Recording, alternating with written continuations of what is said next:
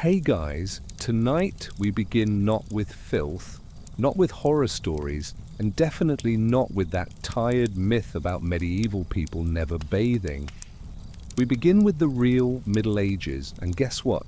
It's not disgusting, it's just deeply, painfully normal. You've been lied to. The movies got it wrong. People in medieval times cared about hygiene. They bathed. They washed their hands, they scrubbed their teeth with herbs, they changed their underwear regularly. Shocking? No. Fascinating? Absolutely, because this isn't a story about dirt. It's a story about routine, about effort, about people doing their best to stay clean in a world without plumbing, toothpaste, or TikTok skincare hacks. So forget the stereotypes. Tonight, we're not diving into filth. We're stepping into the ordinary, and in a strange way, it's kind of beautiful. So before you get comfortable, take a moment to like the video and subscribe, but only if you really enjoy what I am doing here. And let me know in the comments, where are you watching from and what time is for you now. It's always incredible to see who's joining us from across the world. So now dim the lights and close your fan so that you enjoy this episode fully. Ready? Let's begin. We begin in the dim light of early morning in a quiet medieval village.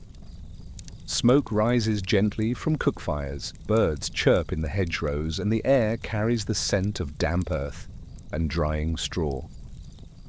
For most people, waking up means preparing for a long day of labor, but before the work begins, there's the matter of basic cleanliness, if one can call it that. Bathing, as we understand it today, is rare.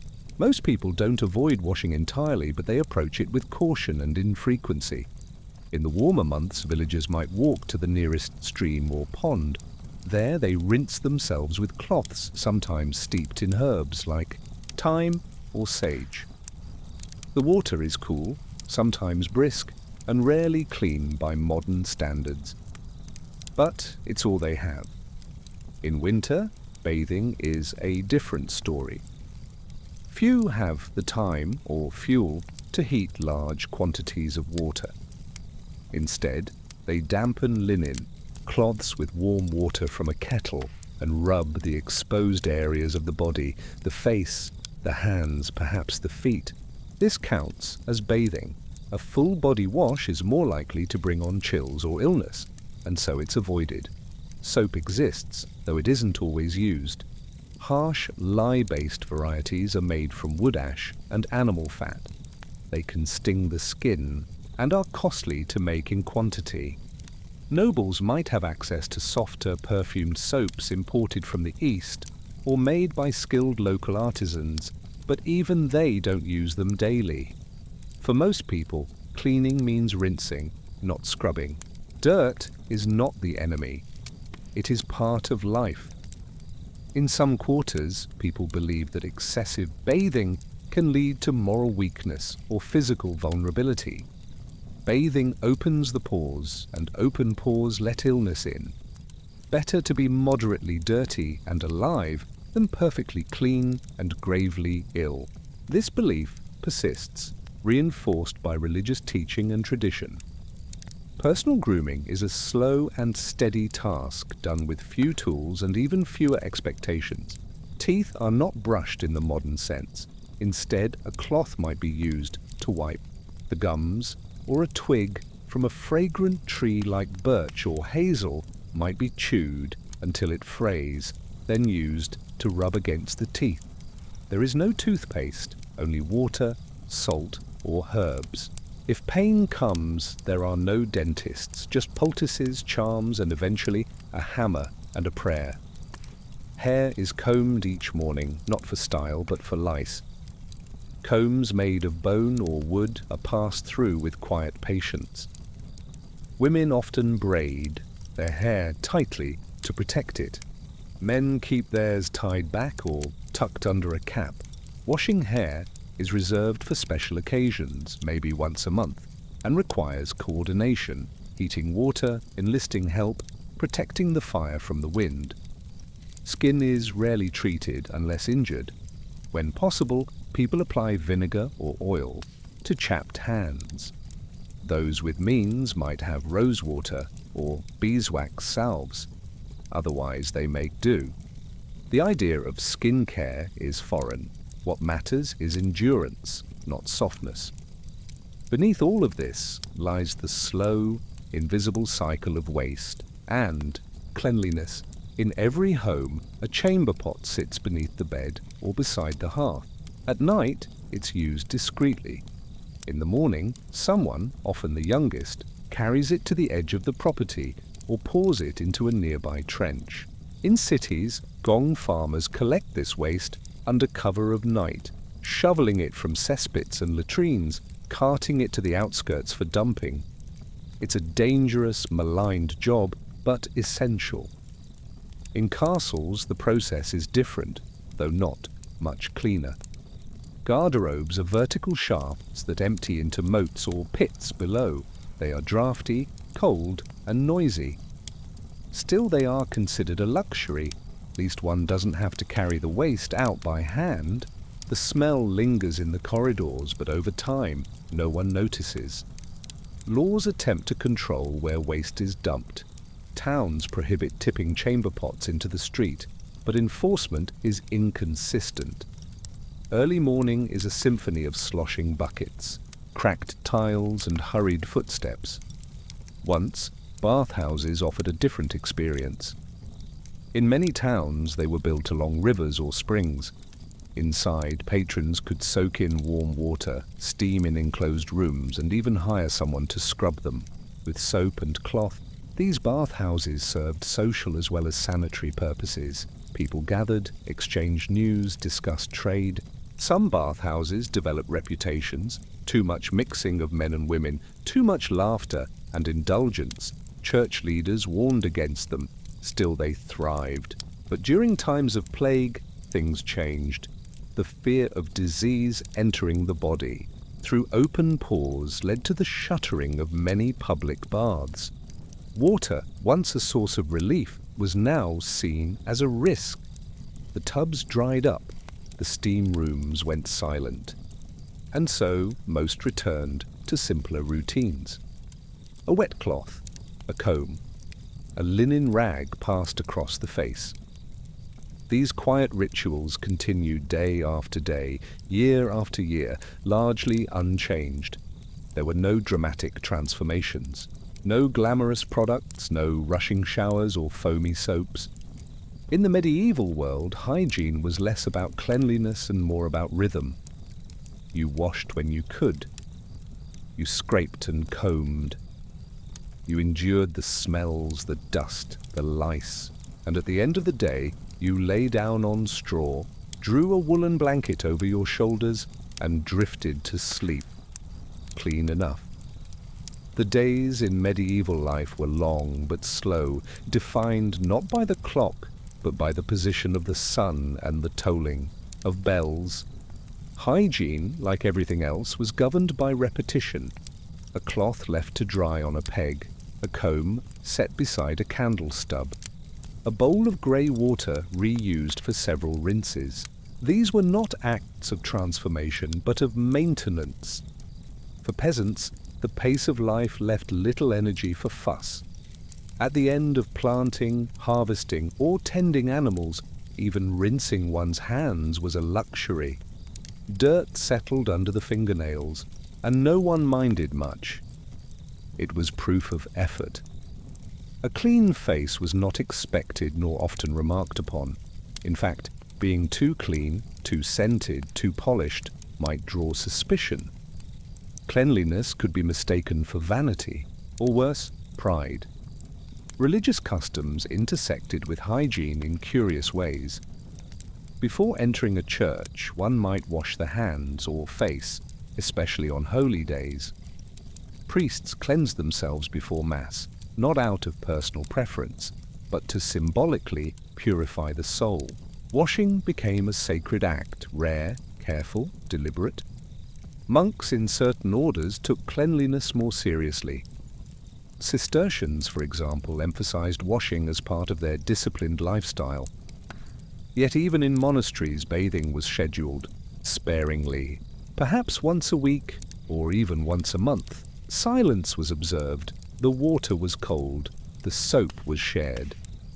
In noble households, the trappings of hygiene looked grander, but were often just as primitive.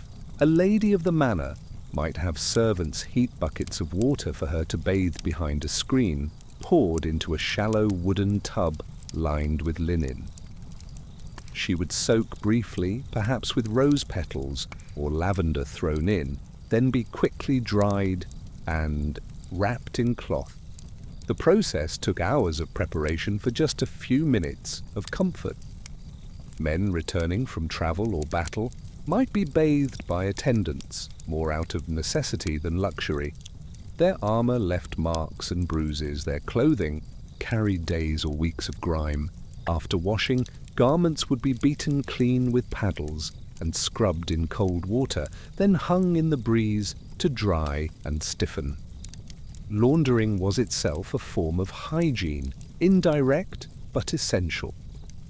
Clothes were rarely changed daily. Undergarments were washed more often, outer garments less so. Soapwort, lye or stale urine might be used to clean the cloth, then rinsed in rivers, dried on bushes, or laid flat on hedges in the sun. The smell lingered faintly, never truly gone, but few noticed. The mind adjusts to what is constant. For children, hygiene was looser still. They played in mud, drank from streams, and often went weeks without anything resembling a bath. Cuts were rinsed with water or not at all. Illnesses were blamed on bad air or divine will. A fever might lead to fasting, prayers and poultices, rarely to washing. The body was a vessel, not a temple. The smells of medieval life were omnipresent and layered: wood smoke, sweat, livestock, damp wool, herbs, mud. No single person stood out. Everyone lived within the same olfactory fog. In wealthier homes, bowls of dried lavender or rosemary were set on windowsills to mask odors. Streets were sometimes swept with rushes or strewn with sweet-smelling straw, but the effect was temporary. Over time, the cultural understanding of clean evolved, but very slowly. During moments of plague or illness, people searched for answers in the body and its routines. Some believed washing too frequently made the skin porous and susceptible to disease. Others thought smells could drive illness away, hence the pomanders, the herbs, the burning of juniper and rosemary. It was not cleanliness that protected the body, but odor, ritual, and luck. Despite it all, most people endured their conditions with a quiet acceptance. There was no sense of loss for the comforts they had never known. A warm cloth in winter, a rinsed face at the end of the day, a fresh linen shirt on a holy day. These were moments of pleasure, small and easily forgotten, but deeply felt. And when night came, routines slowed further. The chamber pot was used and tucked away. The fire was dampened. Clothes were folded or hung over a beam. Hair was tied. Straw mattresses were fluffed, and the same woolen blankets drawn over shoulders stiff from work. There were no scented candles, no nighttime skincare rituals, no toothbrushes by the bedside. Just silence, cold air, and the sounds of animals settling outside. One might scratch an itch, shift position, and breathe deeply into the darkness. And there, with the scent of herbs fading and the rhythm of the day finally paused, sleep came easily, without ceremony, without noise. As night deepens, the village sinks into stillness. The wind slips through gaps in shutters. Embers pulse low in hearths, giving off the faintest glow. From barns and lofts, the occasional shuffle of animals or a creak of timber might echo in the dark, but otherwise the world rests, and so do the people. Hygiene in the medieval sense wasn't just about keeping the body clean, It was about preserving dignity amid hardship, about doing what one could with what was available. It was the quiet maintenance of the self, practiced in between harder labors, in moments stolen from fatigue. No one expected freshness, but everyone recognized the value of washing the face before Mass, of changing into a newly aired shirt for market day, of combing the hair to keep lice away. These were not luxuries, they were small assurances, anchors in a world where so little could be controlled. Children grew up learning the slow pace of these habits. The warm feel of a cloth wrung out and placed on the back of the neck. The sting of soap in a shallow wound, the weight of hair being braided before sleep. These lessons were passed down, not with words, but by example. They became embedded, not questioned, and when those children grew, they carried the same rhythms forward, into adulthood, into marriage, into old age. Old age came earlier then, of course. Bodies wore out under constant work, but even so many people lived past what we imagine, and they aged slowly with grace, following the same rituals until their final years. A simple wipe of the brow. A comb passed through grey hair. Hands folded after washing. The church bells still tolled the hours. The seasons still turned, bringing rain, snow, sun, and mud. And through it all, people stayed clean enough. Not spotless, not sterile, but tended to, bit by bit, day by day. Historians today sometimes focus on the shocking details, the filth, the disease, the absurd superstitions. But what those details miss is the lived texture of medieval life, the slow, methodical nature of it. The repetition, the calm, the boredom, that boredom is a comfort, in a way. It reminds us that the people of that time, for all their hardship, also had routines. Predictable ones. Sleepy ones. They went to bed tired, but not afraid. They washed as best they could, and then they rested, and as we drift from their world back into our own, it's easy to forget the difference. The water may run warmer for us, the soap may smell sweeter, but we still wash away the day. We still fold our clothes. We still comb our hair and quiet the room before sleep. In this, we are not so different, so close your eyes. Let the imagined flicker of firelight fade. Let the scent of herbs and linen fall away. The past is quiet now. The people have gone to bed. Their world, so full of repetition, so gentle in its dullness, has settled into silence. The fire has gone out now, in the thatched cottages and stone keeps, in the huts, the halls and the monasteries, all is still. Outside, the stars turn. Slowly overhead, inside, straw-filled mattresses creak faintly as sleepers shift and sigh. There are no clocks ticking, no hum of electric light, only breath. The breath of people sleeping just as they did 1,000 years ago. They do not know you are here with them in thought. But in this moment, you are. As they drifted to sleep wrapped in wool and linen, they knew the same peace you feel now. Not because their world was easy, but because it was quiet. And that quiet was its own comfort. What we often forget beneath the stories of knights and castles and kings is how much of medieval life was slow and ordinary. A cup refilled, a basin emptied, a tunic folded, a child hushed.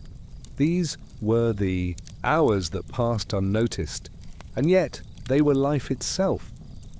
History is not always dramatic. It is not always violent. Often it is simply dull, wonderfully dull, reassuringly uneventful. It is the space between disasters, the rhythm between revolts, the long stretch of days filled with work, small pleasures, discomforts, and the same repeated gestures, and in that rhythm, in that stillness, there is peace. So now, as your own room grows darker and the weight of sleep settles gently over you, let the world of the past fall away. You have walked its muddy roads, touched its wooden combs, smelled its rosemary and wet linen. You've lived in it, just for a little while, and now it's time to return. Let your breath slow, let your body soften. Let the sounds of this world slip into silence. The medieval world has gone to sleep, and so should you. Though most of the medieval world has gone quiet for the night, time does not stop. Seasons pass, children grow, and slowly, very slowly, ideas begin to shift. By the late Middle Ages, around the 14th and 15th centuries, Europe begins to stir with changes. Trade expands, cities grow denser. With them comes both a new awareness of sanitation and new confusion. In the cities of Italy, Flanders, and France, wealthy merchant families begin building homes with private latrines, primitive toilets that drain into cesspits or canals. These are not common, but where they exist, they are prized. It is not only convenience, it is status. To have a private place to relieve oneself or to wash, even in a small tin basin, is to be separate from the masses. Still, the old habits remain. Chamber pots are emptied into alleyways at dawn. Public bathhouses flicker between popularity and suspicion. In some places, they become centers of hygiene and health. In others, they are shuttered or condemned. The Church continues to send mixed messages, encouraging spiritual purity while warning against sensual pleasure. Doctors, still working within the theories of Galen and Hippocrates, believe in the balance of humors: blood, phlegm, black bile, yellow bile. Cleanliness is encouraged only insofar as it keeps the body's internal balance in check. Too much heat, too much cold, too much moisture, any of these might upset the fragile equilibrium of the body and soul. People begin to associate certain smells with illness, and the term miasma, bad air, becomes central to public health. Officials in growing cities like Paris and London order the removal of waste, the washing of streets, and even the burning of herbs in public squares to cleanse the air. It is not scientific by modern standards, but it marks a turning, a recognition that filth and disease are somehow linked. These slow awakenings do not reach everyone. In rural villages, daily routines remain the same for centuries. The cloth is still soaked, the teeth still rubbed, the lice still combed. But in the towns, especially in homes of the emerging bourgeoisie, signs of new attentiveness appear. Glass, mirrors, washing stands, decorative basins, imported perfumes and handkerchiefs. Some noble households begin adopting multiple changes of linen, not just for comfort, but as a symbol of refinement. To change one's shirt often, to be always covered in clean, fine cloth, is a mark of modernity, of being above the peasant world. It is not the body itself that must be pure, but the garments that touch it. Linen becomes a second skin, quietly absorbing sweat and odor, changed discreetly and regularly. By the 15th century, artists begin painting more detailed domestic scenes.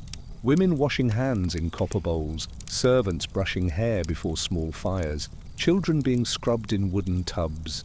These are glimpses not of a revolution, but of a growing awareness that perhaps the body too deserves care.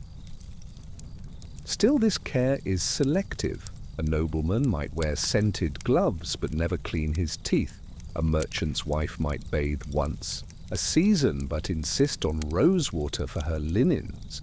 It is a world caught between old fears and new curiosities, between religious discipline and the beginnings of bodily comfort. And all the while, the majority, peasants, labourers, servants, continue on as they always have. a rag, a stream, a quiet corner behind a hedge. The rhythms persist, the days are long, the nights are still. Yet something has begun to stir. A faint sense that hygiene is not just a matter of routine, but of identity. That cleanliness, however, modest, might be a way to feel slightly more human in a world of hardship. In time, this slow turning will lead to deeper change, to soap scented with citrus, to public health ordinances, to the invention of toothbrushes and tooth powders, of bathhouses that stay open, and hospitals that begin to understand germs. But for now, in the waning centuries of the medieval world, it is still a quiet transformation. It still smells of wood smoke and vinegar. It still sounds like water poured from a kettle into a wooden bowl. It is still slow, still human, still somehow peaceful. the medieval world does not end with a bang, but with a gradual reshaping, like sediment shifting slowly beneath a still river. By the late 15th century, trade routes hum with activity. Silks, spices, and manuscripts cross borders. Ideas move. Alongside them, Greek medicine reborn in Italy, Arabic texts translated in Spain, and with them a quiet but growing curiosity about the human body. Hygiene, once governed by religious ritual and seasonal rhythm, now begins to take on a new shape. In Renaissance cities like Florence and Venice, personal cleanliness becomes more closely tied to elegance, status, and self-discipline. Water is still scarce in many homes, but for the wealthy, private baths are once again in fashion, reviving echoes of Rome. A copper tub set in a chamber, a servant pouring warm water perfumed with citrus or steeped in chamomile. The bather is not scrubbing to avoid disease, but to feel refined, refreshed, renewed. Public bathhouses, though still under suspicion, linger in some cities. In places like Prague and southern Germany, they become gathering spots not only for cleaning, but for gossip, medicine, even matchmaking. One might be shaved by a barber, bled by a bath attendant, and given a poultice, all in the same steamy room. But alongside comfort grows contradiction. The fear of water as a carrier of disease also rises. Some doctors claim that warm baths open the skin's pores, letting in illness. In their view, it is safer to wipe the body with dry cloths, to change linen frequently, and avoid full immersion. The body becomes a container to be sealed, not soaked. As a result, the idea of cleanliness drifts from water to fabric. Fresh linen, clean, white, and pressed, becomes the marker of refinement. It is not the skin itself that must be pure, but the cloth that touches it. A gentleman may bathe only once a season, but he will change his shirt weekly, or even daily, and have his servant air them beside lavender sprigs. Perfume, too, takes hold in new ways, not merely for masking odor, but for conveying subtle messages of wealth, taste, and health. Nobles dab their wrists with rosewater. Courtiers carry pomanders, small metal spheres filled with clove, myrrh, and cinnamon, suspended from belts or necklaces, and yet, across Europe, contrast deepens. In France, nobles retreat to palaces with tiled washrooms and fragrant soaps. In England, rural peasants still bathe once a year, at midsummer when the streams are warm and privacy can be found behind thick hedgerows. In Poland, grand bathhouses influenced by Islamic design rise briefly in cities like Krakow. In Spain, under both Moorish and Christian rule, public bathing remains common well into the 16th century, a blend of Roman tradition and Islamic custom. The Ottoman Empire, too, maintains a rich culture of bathing. The hammam, warm and echoing, is both a space for cleansing and a spiritual act. Bodies are scrubbed with rhythm and care, steam loosens muscle, time slows. It is an experience both intimate and communal, a stark contrast to Western Europe's growing fear of the wet body. And so, through the 15th and 16th centuries, hygiene becomes a mirror of culture. In some places it is a comfort, in others A danger. In some homes, a ritual of pride. In others, a forgotten task. Tooth care, too, begins to change. powders made of crushed mint, salt, and even powdered coral are used in Italy and France. The toothbrush as we know it does not yet exist, but cloths and twigs suffice. Some chew parsley after meals, others rinse with wine. Still, the majority of people, villagers, farmers, soldiers, midwives, continue to live as they have for centuries. They rise with the sun, they wash their faces with cold water, they wipe their hands after meals with cloth or straw, they scrub clothes on stones, at riverbanks and dry them in trees, they comb their hair and check for lice, and at the end of each day they sit near firelight, stretch tired limbs, and sleep. Clean, perhaps, or not, but always tired, always human. The Renaissance may sparkle with invention, but most people live beneath its golden canopy without ever noticing. They keep their small traditions, they trust herbs more than doctors, they clean themselves with a rag, a pail, and a sigh. And even now, centuries later, we see the echoes of these habits. The folded towel, the bar of soap, the evening ritual of washing the face before bed. These gestures are old, older than memory, older than paper, older than time. The world keeps turning. The Renaissance has given Europe a taste of classical beauty, but the centuries that follow are more complex. They bring questions, revolutions, empires, and a strange, uneasy relationship with the human body. In the grand salons of 17th century France, under the reign of Louis XIV, cleanliness takes on a theatrical quality. Versailles gleams with polished floors and powdered wigs. Courtiers wear lace and silk, their faces painted with lead, and their breath sweetened with lozenges. But despite the opulence, water is feared. It is believed that water, especially hot water, weakens the body and invites disease. Full bathing is rare. Instead, the upper class turns to dry hygiene. Linen is changed often, perfume is worn in abundance, and the body is wiped down with cloths soaked in spirits, vinegar, or rosewater. Servants carry scented handkerchiefs to hold beneath their masters' noses. Public fountains sparkle in the gardens, but few would dare immerse themselves. Physicians, still drawing on medieval humoral theory, warn against overwashing. Cleanliness is encouraged, yes, but not too much. The body must maintain its internal balance. And so washing becomes a careful art. The hands, the face, perhaps the feet, but rarely more. In England, similar habits form. Wealthy households own bathing tubs, but they are used sparingly, perhaps only a few times a year. Tooth powders become more common, made of burnt bread, chalk, or crushed seashells. They clean somewhat, but they also strip enamel, slowly ruining the very teeth they seek to preserve. In poorer homes, hygiene is simpler but more practical. A basin and pitcher of water kept in a corner, a shared towel, a comb. Soap is expensive, but where it can be made by boiling animal fat and ash, it is used with pride.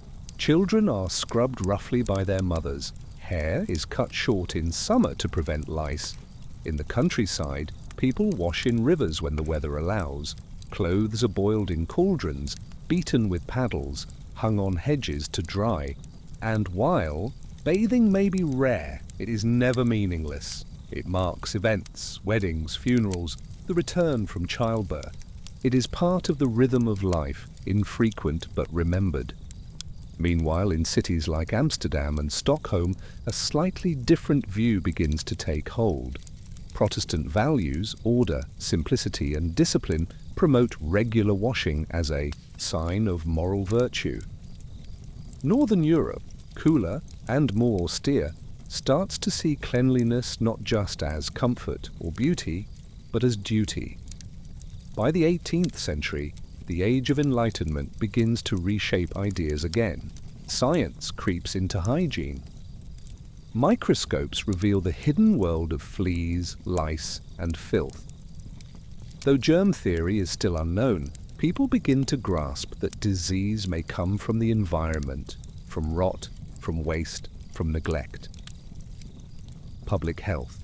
Reforms follow, slowly. Cities establish systems for garbage removal. Some build primitive sewers. Quarantines are imposed during outbreaks. Hospitals begin to think about sanitation, though crude and inconsistent. The idea of the clean home is born. Women, especially in the rising middle class, are praised for keeping tidy households. Polished floors, laundered curtains, children washed and dressed. This is not just a preference, it becomes a moral ideal, a sign of respectability. Yet still, across most of the population, hygiene remains hard. Water is heavy to carry. Soap is costly. Time is short. A farmer cannot pause to bathe when the hay needs cutting. A seamstress cannot afford the time or fuel to boil her linens each week. A child in the slums of London or Paris may never once see a bathtub. And yet, people adapt. They wipe themselves with old cloths. They air their bedding in the sun. They sweep floors with bundled straw. They sprinkle lavender or rosemary to mask smells. They share combs, borrow razors, chew mint or licorice root. It is not perfect, it is not scientific, but it is care. It is dignity, and it is enough for now.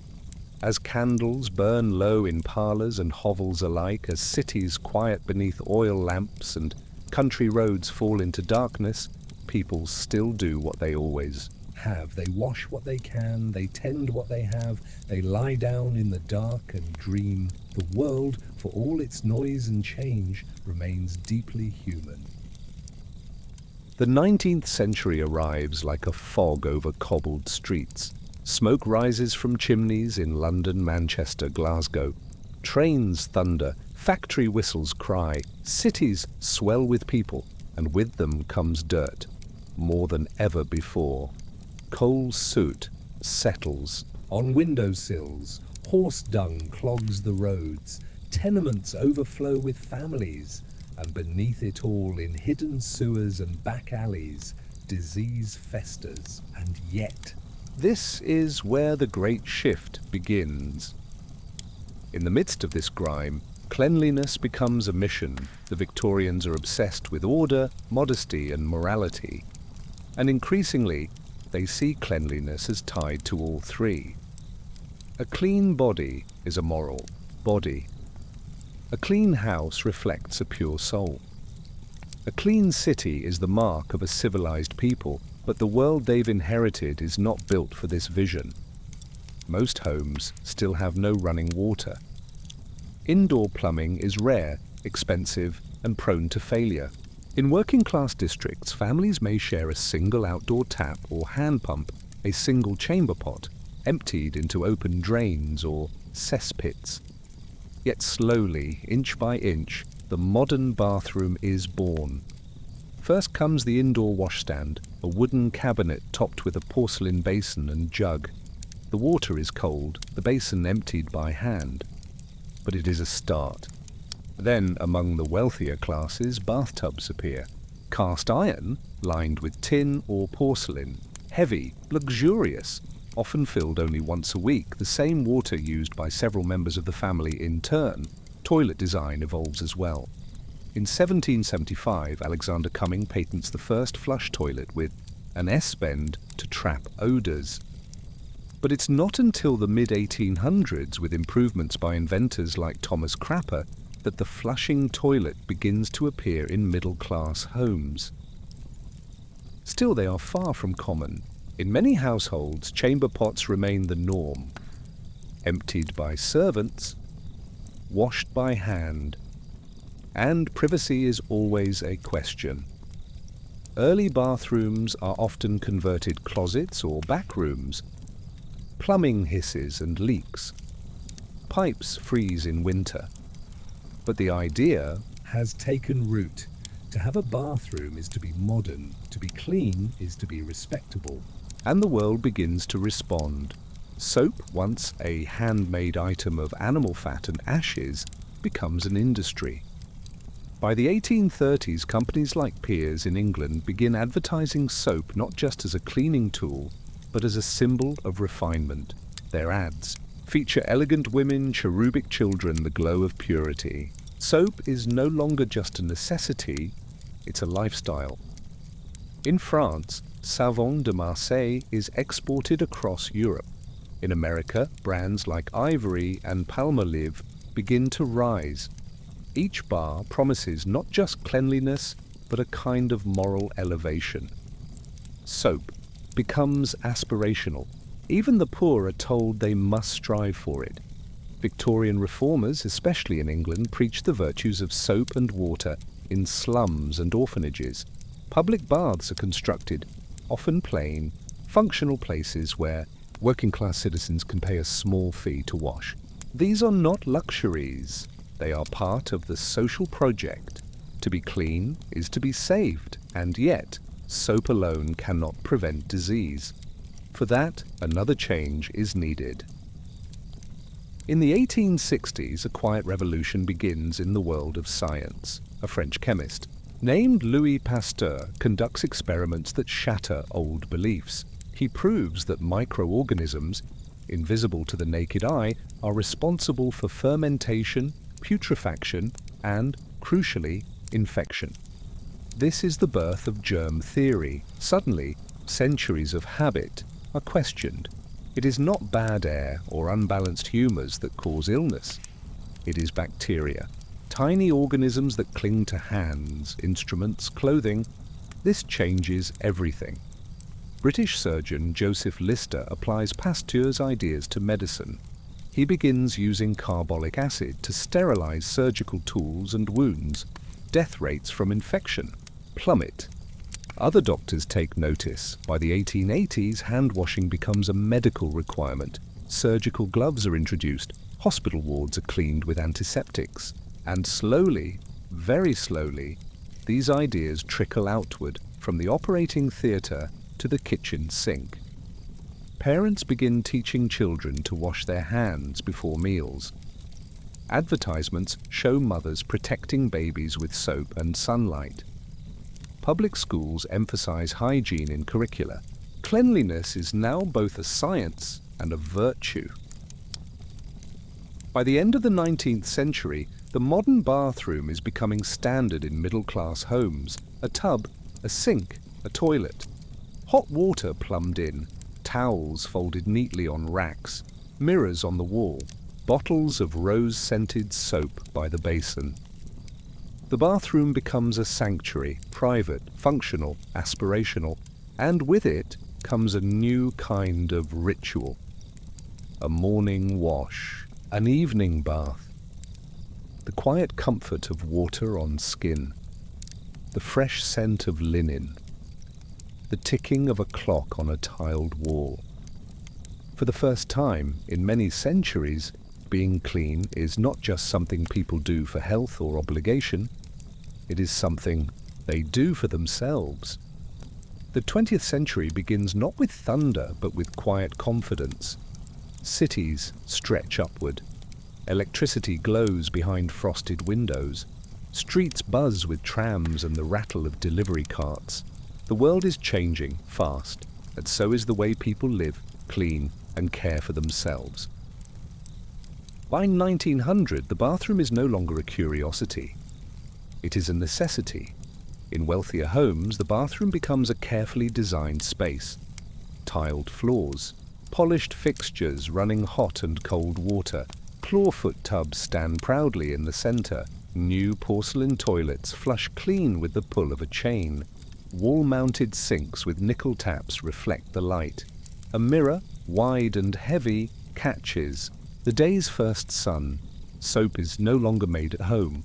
It comes from shops wrapped in colorful paper, branded with names like Lux, Lifebuoy, Sunlight, and Camay. Each bar is a promise of health, of beauty, of acceptance. And so begins the age of hygiene advertising. In newspapers and magazines, soap ads no longer show only grime being removed. They show social failure being corrected. One ad warns that halitosis is the unforgivable sin.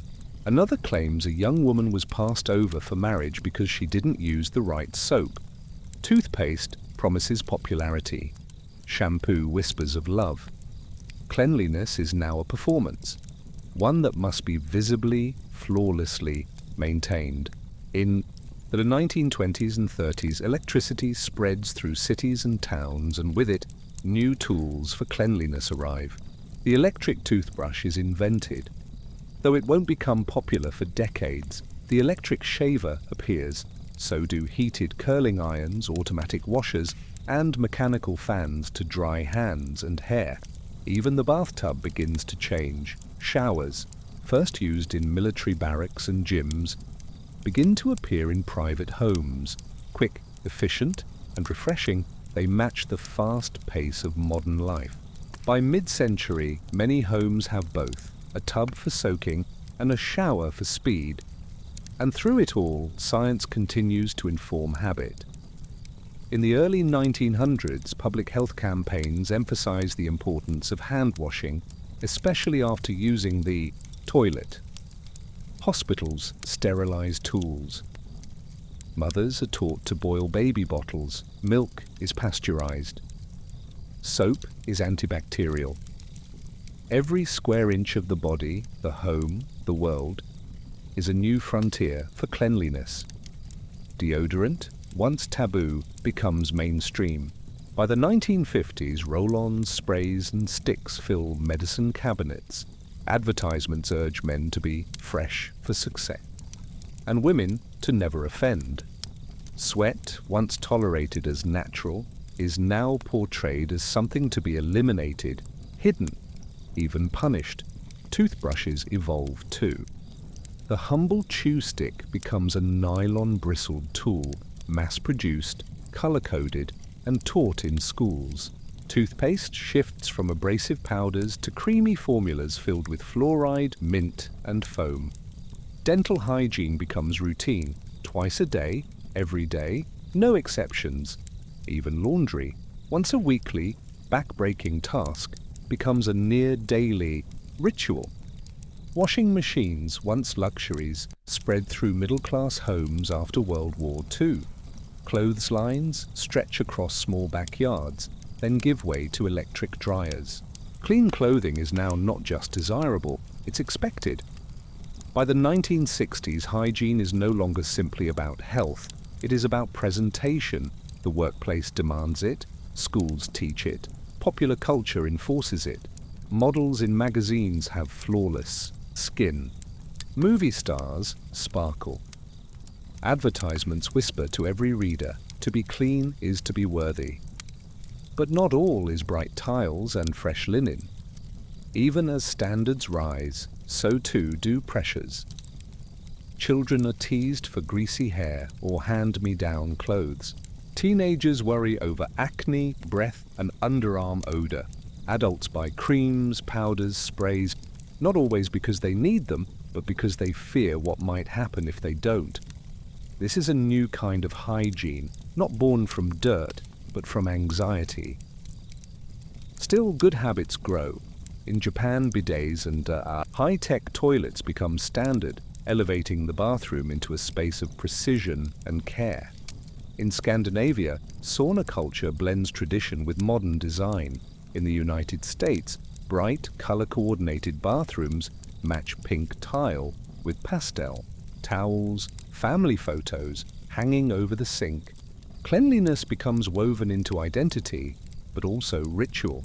Morning routines, evening baths, the rhythm of washing, brushing, scrubbing, folding, a comfort not only of body, but of mind.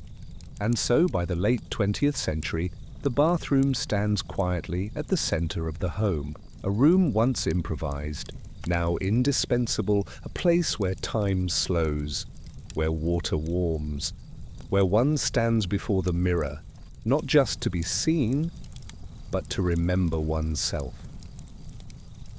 The year is not fixed. Perhaps it is 2025, perhaps it is 2045. The world is still spinning, a little warmer, a little more crowded, and a little more connected than ever before. The habits of hygiene that once changed slowly across centuries now evolve in months. Your bathroom may no longer feel like a separate room. It may be part of a wet zone, a space designed to be multifunctional and open. Showers no longer have curtains. They are walk-in, misted, and low flow. Some reuse grey water in a closed cycle. Toilets flush with rainwater. The floors heat themselves. The lights adjust to your circadian rhythm. Technology is not loud. It hums beneath the surface. A mirror might scan your skin and suggest nutrients. A toothbrush may track pressure and remind you, not with a beep, but with a soft pulse. Soap dispensers are automatic. Bidets are intelligent. You might not even need to press a button anymore. The room learns your patterns, but not all. Changes are visible. The real shift lies in intention. People begin asking new questions, not just, how do I get clean? But, how much water did that take? Was that soap made ethically? Does my daily routine help me or stress me? The ritual of bathing becomes spiritual again. Not in a religious sense, but in a mindful one. People begin to slow down despite the speed of the world. A 10-minute shower becomes a form of meditation. A washcloth becomes sacred, textured, hand-woven, lasting for years. A single bar of soap replaces 3 plastic bottles. Cleanliness returns to its quiet self, gentle, sufficient, dignified. In some cities, public bathhouses return, not grimy, but elegant, shared, human. They are spaces of calm and equality. You bathe beside strangers, just as Romans once did, or Japanese villagers before that. The air smells of cedar and lemongrass. No one is in a hurry. No one is selling anything. The silence is generous. In homes, the emphasis moves toward minimalism, not just aesthetic, but philosophical. One towel, one brush, one cleanser, no clutter, no noise. Just function, comfort, and space to breathe. There's less fear of being dirty. People remember that the skin is not fragile, that bodies sweat. And that's okay. That perfection is not the point. Clean becomes less about appearance and more about balance. Not too dry, not too stripped, not too artificial. This shift is generational. Young people, raised on sustainability and digital burnout, are choosing fewer products, less plastic, more time. They are rejecting algorithms that sell insecurity. They are turning toward what feels good instead of what looks good. They are teaching themselves and each other how to be gentle. And yet, not all is peaceful. The world still struggles. Inequality means not everyone has access to water, to soap, to safe toilets. In some regions, hygiene is still a matter of survival. Cleanliness still intersects with dignity, still carries shame, still divides the rich from the poor. This truth does not vanish even in the future. But awareness grows. NGOs deliver hand-washing stations, low-cost menstrual products, solar showers. Cities pass laws guaranteeing access to bathrooms, showers, dignity. And slowly, like soap dissolving in water, Some of the old barriers begin to melt, even the language of hygiene changes. We speak less of clean and more of care, body care, planet care, self-care, community care. It is no longer about scrubbing away the outside world. It is about honoring the skin that touches it, honoring the water that flows, honoring the rituals that for thousands of years have helped people mark the passage of time. Because, in the end, every bath, every brush, every folded towel is a reminder. You are here. You are alive. You are part of something ancient, and you are clean, not just in body, but in the stillness that comes after. This marks a natural end point to the full arc of hygiene history, from ancient baths to future rituals. If you'd like, I can now turn this entire timeline into a scripted narration for your YouTube channel, complete with segment breaks. Expand this final section with visual cues and suggested audio background for a full sleep-friendly video, or break the whole journey into a series of themed episodes, each about one era or evolution. Imagine now a world 50 or even 100 years from now. The buildings are quieter, cities are greener. The sun shines through self-tinting windows, and the air inside your home is always the right temperature. Not just for comfort, but for well-being. In this world, there are no taps to turn, no switches to press. Water arrives as a mist, tuned to your needs by sensors. Warmer if you're cold, cooler if your body runs hot. No soap sits in a dish. Instead, fine oils are infused through invisible nozzles matched to your skin chemistry by AI that knows you. Gently, respectfully, without storing what it doesn't need. Hygiene is now more than personal. It's ambient, silent, sustainable. You don't use towels anymore. Nanofibers in the walls dry your skin with soft, warm currents of air. Mirrors adjust to your posture and mood. A soft voice reminds you to stretch, or breathe, or simply pause. There are no products cluttering shelves, no dozens of creams and cleansers, just one or two, crafted locally, refillable, designed not to overpower but to support. Simpler, better. Cleanliness is not just physical, but is mental. People bathe now not only to rinse dirt, but to reset their minds. Bathing becomes ritual again, not just in the morning or at night, but before interviews, after heartbreaks, in moments of grief or joy. Some people sit in still pools of mineral water, as the Japanese did centuries ago. Others stand in sonic showers, using vibration instead of water. Some float, weightless, in isolation tanks. Others scrub gently with biodegradable loofahs made from lab-grown sea plants. And no matter the method, the idea remains the same: to return to oneself, to balance, to the quiet strength of being human. Around the world, water itself becomes more precious and sacred. Homes collect rain, recycle grey water, and purify it through green walls and sand gardens. Even the concept of wastewater disappears. Everything is used, everything matters. And with this shift comes something unexpected: gratitude. Children are taught to be thankful for each drop. Not because it's scarce, but because it's life. The act of bathing is no longer rushed or careless, it's mindful, as natural and respected as sleeping, eating, breathing. Public hygiene evolves too. There are no more dirty public toilets, no locked doors, no fees. Instead, cities install self-cleaning restrooms, bright, safe, and welcoming.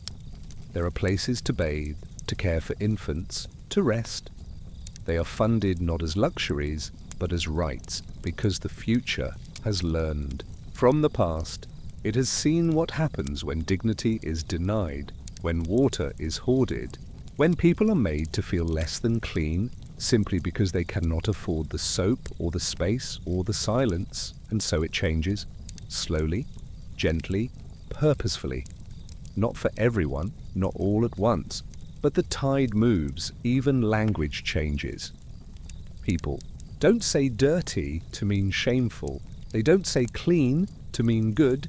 Hygiene becomes neutral again, a rhythm, a human thing, like blinking, like breathing, neither moral nor magical, just necessary, just kind. In some places, people still gather to wash together, not for survival, but for ceremony. Community bathhouses return, but not as the relics. They're redesigned for a new age. Open air, gender neutral, inclusive, with laughter, with silence, with still water and low voices, where people sit in warmth and remember, we have done this before. And even in the most high-tech homes, people still sometimes choose the old ways. A wooden bucket of hot water, a bar of olive soap, a woven towel. Because sometimes in the cleanest future imaginable, the most comforting thing is not what's new, but what endures. And so we end, not with an innovation, but a return. The long history of cleanliness has stretched from sacred rivers to smart mirrors, from chamber pots to chrome fixtures, from animal fat soap to probiotic sprays. But through it all, the thread remains. To care for oneself, to prepare for sleep, to find comfort in the simple act of washing, in the sound of water, in the scent of soap, in the steam on glass, in the hush that follows. This is the history of hygiene. Boring, perhaps, but beautifully so. A history soaked in stillness. And still, it flows. In the final stillness beyond invention and habit, there is a moment, quiet, timeless, where cleanliness becomes something else entirely. It becomes memory. Think back. Your first bath. Perhaps you don't remember it, but it lives somewhere. Deep in your bones, warm water, a gentle hand, the scent of soap and safety, the sound of splashing, the feel of skin against terry cloth. Hygiene is one of the first ways we are taught to be cared for. Later, we learn to do it ourselves. We scrub behind ears, we clean our wounds. We prepare for sleep with a toothbrush, a rinse, a sigh. These moments, small, repetitive, easy to overlook, form the rhythm of a life. The quiet spaces between action, the rituals we return to when everything else feels uncertain. Even in hospitals, the act of washing is sacred. A warm sponge bath, a comb through the hair, a fresh shirt after fever. These gestures do not heal, but they restore. They remind the body, you are still here. You are worth tending to. In grief, too, we wash. After funerals, in many cultures, the living bathe. They wash off sorrow. They mark the end of mourning. In some traditions, the dead themselves are washed with oils, herbs, warm water, not just as a sign of respect, but as a ritual of farewell. It is a final act of love. Cleanliness is not about vanity. It is about presence, about witnessing the body as it is, fragile, aging, real, and choosing to care for it anyway. This truth carries across cultures, across centuries. It is why monks shave their heads in silence, why brides are bathed before marriage, why soldiers scrub their boots before battle, why children are taught to wash their hands before eating, why the sick are soothed with cool cloths, Why lovers wash each other's hair? It is not for display. It is for connection. Even now, in a world of automation and speed, the most meaningful acts are still simple. A parent bathing their child, a nurse wiping a forehead, a friend brushing out tangled hair, a person alone drawing a warm bath after a long day, not because they are dirty, but because they need comfort. They need time. They need the silence that only water can offer. In the end, perhaps that's what hygiene has always been. Not a science, not a standard, not a performance, but a language. One that says, I am here, I am trying, I am tending to myself and to others. And in this act, slow, repetitive, deeply human, we find not only cleanliness but calm, the kind of calm that lets the mind rest. That softens the edges of memory. That prepares us gently for sleep. And so, dear listener, as this long history slips away like lather down the drain, may you feel not just informed, but washed. Washed in quiet, in stillness, in the ancient rhythm of care. Good night, and may tomorrow come gently. If you'd like, I can now provide a full formatted script with pacing for a 2-hour boring history for sleep video, including timestamps, narration structure, and suggestions for voice tone, background music, and ambient visuals, slow candle flickers, quiet rain, vintage images. Or we can shape this as part of a playlist series, each entry taking the listener through a different intimate corner of boring history. The water has stopped. The room is quiet. Somewhere, a towel rests on a hook. Steam slowly vanishes from a mirror. The last droplets slide down tile. The floor is warm beneath bare feet. Outside, night deepens. This is the moment after cleansing, the breath before sleep. Your body knows it. It remembers this rhythm even if your mind forgets. The way clean skin pulls cool air in, the way a freshly made bed feels softer, the way your muscles sigh just a little. You are not doing anything, you've already done enough. For thousands of years, people have ended their days like this. In caves, in temples, in bathhouses, in wooden tubs beside firelight, in cold rivers under starlight, in tiled bathrooms beneath buzzing bulbs, in silence, in solitude, or side by side, a final wash, a familiar scent, a clean shift, a good night.